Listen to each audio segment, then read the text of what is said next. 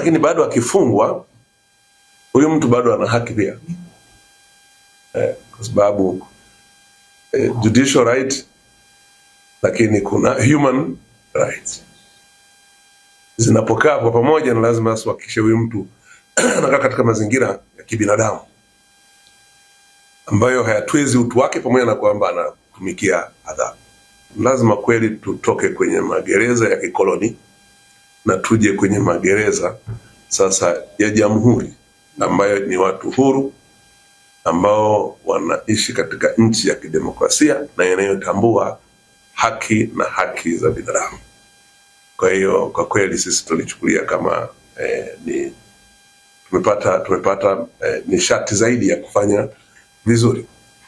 Nadhani pia na yenyewe hiyo kuna haja ya kufanya baadhi ya marekebisho hata ya sheria ya reforms ambazo tunafanya. Nadhani dunia ya sasa na kwa uchumi tuliofikia na tunakoelekea, lazima tukubali kufanya reforms. Ziko sheria zetu nyingine bado ni za kikoloni, zamani sana. Kwa lazima tuzifanyie utaratibu na tutashirikishana, sababu wote ni wadau ili tuweze kuzifanyia.